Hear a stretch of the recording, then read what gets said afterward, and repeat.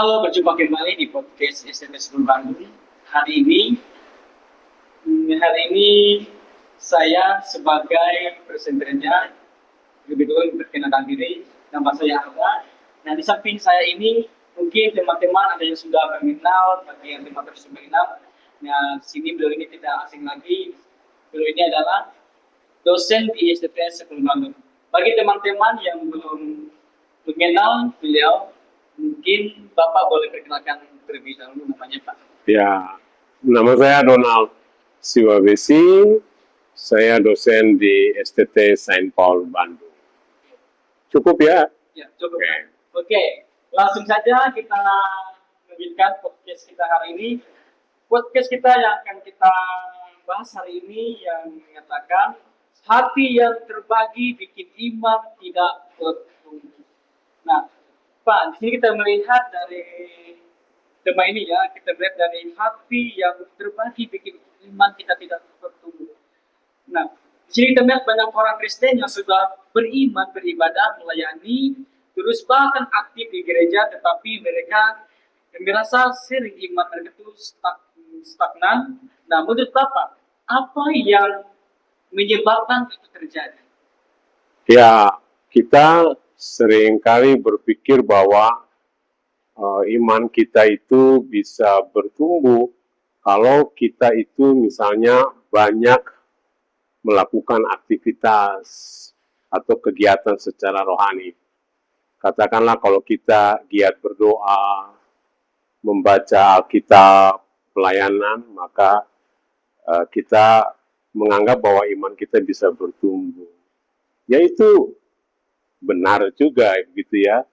Tetapi Alkitab itu melihat ada hal yang mendasar lebih daripada itu.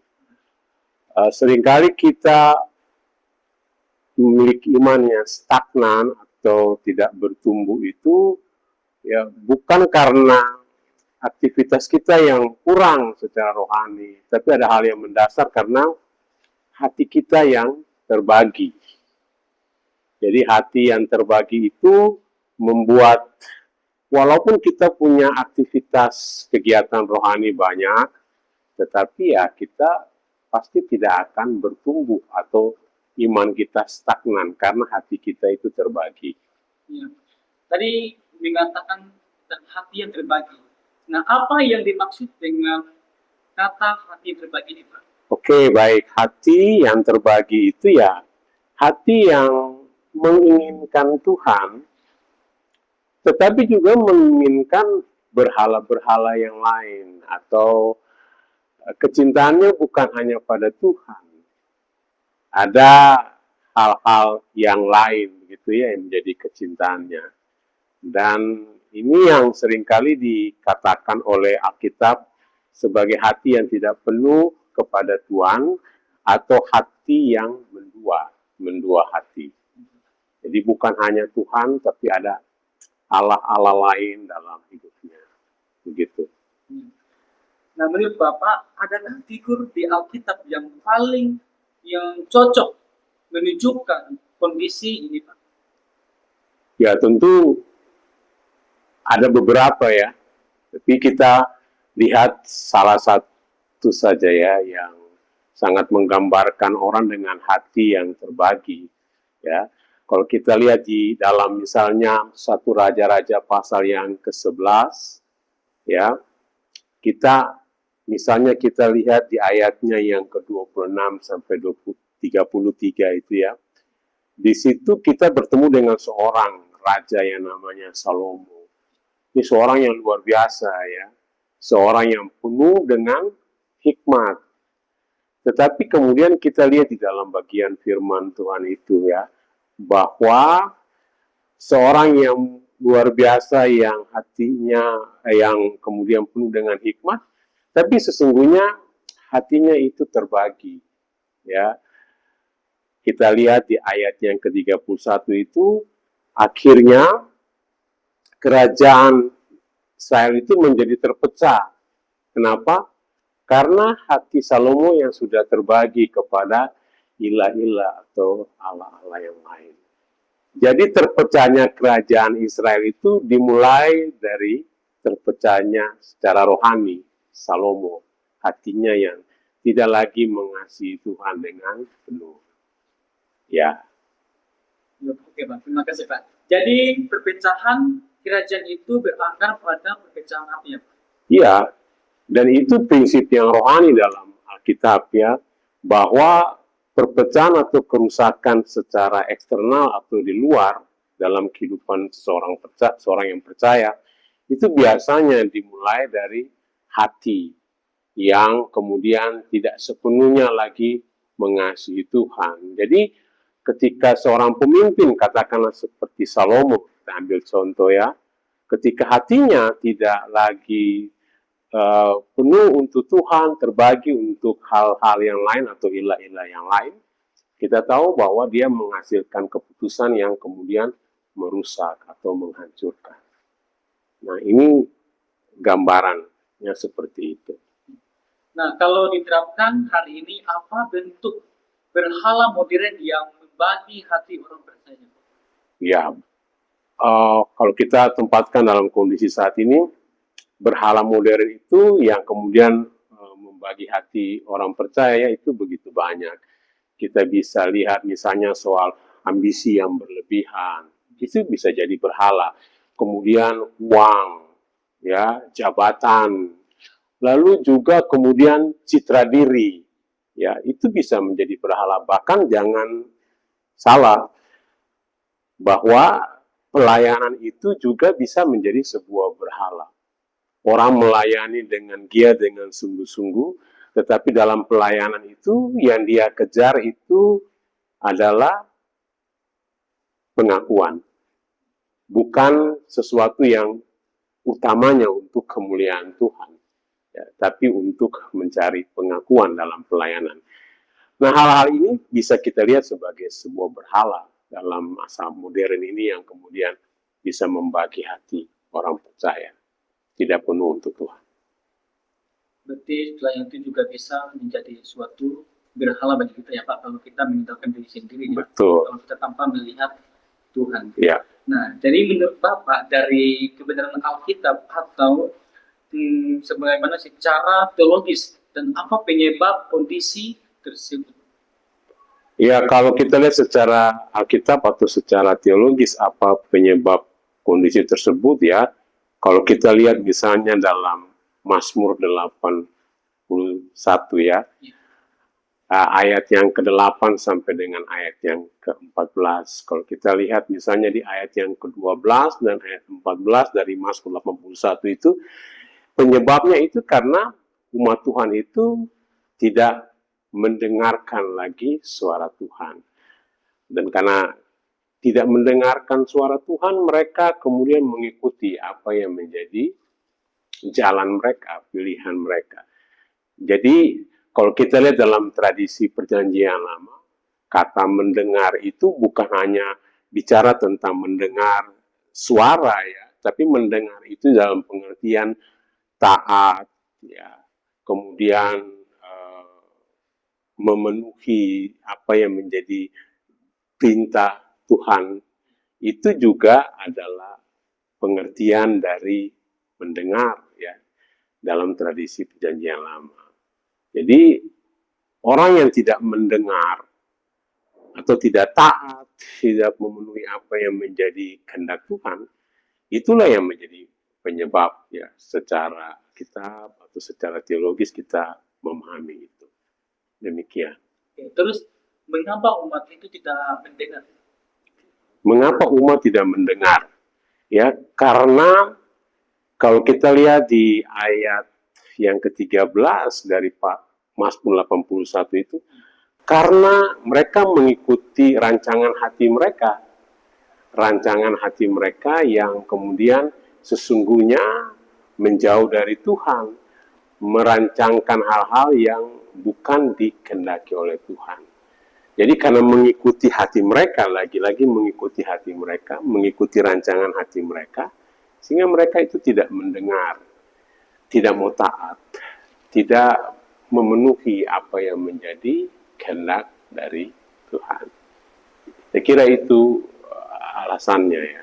Berarti sih kita melihat Mengapa umat itu mendengar? Berarti mereka itu merancangkan sesuai dengan keinginan mereka sendiri. Ya, hati mereka. Hati mereka sendiri. Nah, terus apa ini bisa terjadi pada orang Kristen di masa kini?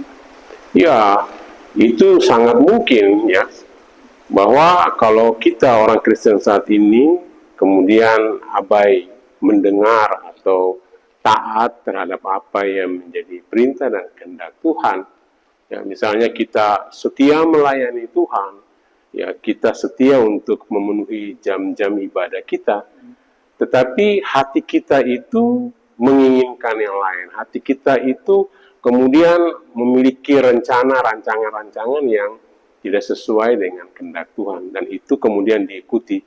Ya, kita tahu akan banyak terjadi ya, bahwa orang Kristen bisa kemudian jatuh kepada sikap yang sama. Ya, hati yang kemudian tidak taat dan mengikuti rancangan hatinya, sehingga bisa terjadi kondisi yang demikian. Oke, terima kasih Pak. Nah, jadi menyikapi kondisi ini menurut Bapak, adakah solusi secara rohani atau teologis untuk mengatasinya Pak? Ada ya, kalau kita lihat, ini kan soalnya tadi soal mendengar ya, tidak mau mendengar. Jadi kalau kita lihat misalnya dalam cerita di Markus 7 ya, ayat 31 sampai dengan 37, ketika Tuhan Yesus menyembuhkan seorang yang tuli itu ya, kita menemukan di ayatnya yang ke-34, di situ Tuhan berkata Ephata, yang artinya terbukalah. Tuhan Yesus itu menyembuhkan dia, pendengarannya itu dipulihkan oleh Tuhan sehingga dia bisa mendengarkan atau bisa mendengar kembali. Dan ini gambaran bahwa hanya Tuhan Yesus yang kemudian bisa menyembuhkan. Jadi kalau orang datang kepada Tuhan, maka Tuhan bisa menyembuhkan pendengarannya. Jadi pendengaran sini bukan hanya pendengaran secara fisik ya, tapi kita memaknai juga bahwa pendengaran secara rohani. Hati kita itu bisa kemudian dipulihkan untuk mendengarkan apa yang menjadi kehendak Tuhan kalau kita datang kepada Tuhan Yesus. Karena hanya Tuhan Yesus yang bisa menyembuhkan. Gitu. Apakah ini hanya mungkin ya hanya sebatas penyembuhan fisik aja Pak? Ya tadi saya katakan ya, Ephata atau terbukalah itu bukan hanya soal bagaimana penyembuhan secara fisik, orang tuli ini bisa mendengar, tetapi inilah misi yang dibawa oleh Tuhan Yesus, bahwa orang itu kemudian disembuhkan secara rohani. Jadi pendengarannya secara rohani itu juga bisa kita maknai arti dari kata Ephata itu. Jadi Yesus kemudian bisa menolong orang secara rohani untuk kembali mendengar atau taat terhadap apa yang menjadi kehendak atau perintah Allah dalam hidupnya. Berarti masih ada ya Pak, sebagaimana kita memiliki harapan yang selalu ada. Nah, kita melihat jadi sebagaimana harapan itu selalu ada Pak. Iya, selalu ada harapan. Jadi walaupun ya hati yang mendua itu bikin kita tidak bertumbuh secara iman, tetapi dari cerita perumpamaan, dari cerita tentang orang tuli yang disembuhkan oleh Yesus, itu menunjukkan kepada kita selalu ada harapan. Kalau kita mau datang kepada Tuhan, Tuhan bisa pulihkan kita, sehingga hati kita kembali dipersembahkan sepenuhnya kepada Tuhan untuk taat terhadap apa yang menjadi kehendak Tuhan, sehingga kita bisa kembali bertumbuh secara iman. Ya, terima kasih Pak. Tadi kita melihat tadi selain itu menyembuhkan secara fisik, tapi juga bisa menyembuhkan secara rohani. Jadi terkadang juga pikir kita tidak ada harapan ya kalau kita bisa mendapatkan sebuah tantangan hidup ya, persoalan hidup. Ternyata di dalam itu masih ada harapan ya. Yeah. Nah, jadi ini sebagai kesimpulannya Pak, sebagai kesimpulan penutup, adakah yang bisa disampaikan oleh Bapak sekitar pembahasan kita hari ini Pak untuk audiens kita yang bisa menjadi pendengar? Jadi aktivitas kita secara rohani, kita giat melayani Tuhan, beribadah, memberikan persembahan, ya aktivitas-aktivitas itu kita harus berhati-hati, itu belum tentu menggambarkan iman kita yang bertumbuh. Bahwa itu bisa kemudian menjadi gambaran tentang adanya iman yang bertumbuh, tetapi itu tidak sepenuhnya. Kenapa?